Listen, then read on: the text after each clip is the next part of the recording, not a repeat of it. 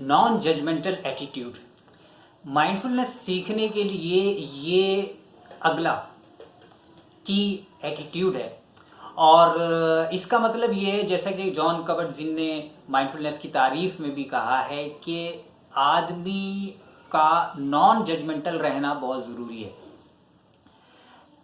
Judgment کیا چیز ہے؟ ججمنٹ یہ ہے کہ جو حقیقت ہے اس حقیقت کو دیکھنے کی بجائے ہم اپنی زندگی کے ماضی کے تجربات، مشاہدات اور خیالات اور بالخصوص نظریات کی بنیاد پر، اپنے بلیفز کی بنیاد پر چیزوں کا تجزیہ کریں. اور یہ تجزیہ پلک جھپکتے میں ہوتا ہے، شاید سیکنڈ کے 1000 میں 10,000 میں حصے میں، اور اس کی بنیاد پر ہم کسی واقعے، کسی شے کے، کسی فرد کے بارے میں رائے قائم کریں.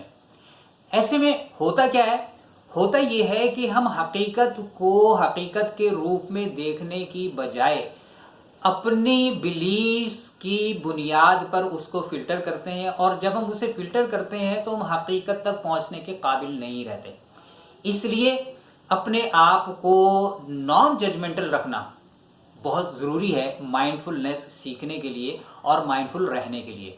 اور مجھے اس میں یہ بھی اضافہ کرنے دیجئے کہ سوشل میڈیا اور الیکٹرانک میڈیا، بالخصوص ہماری جو ایجوکیشن سسٹم ہے، اس نے ججمنٹل ایٹیٹیوڈ کو بہت زیادہ بڑھاوا دیا ہے.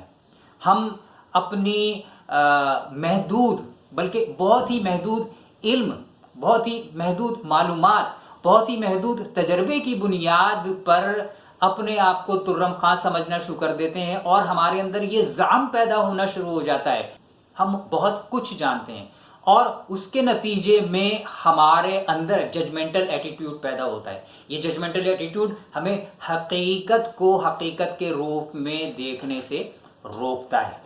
نتیجہ یہ ہوتا ہے کہ وہ دنیا جو کہ حقائق اور حقیقت کی دنیا ہے، حقیقی دنیا، ہم اس سے دور ہوتے چلے جاتے ہیں.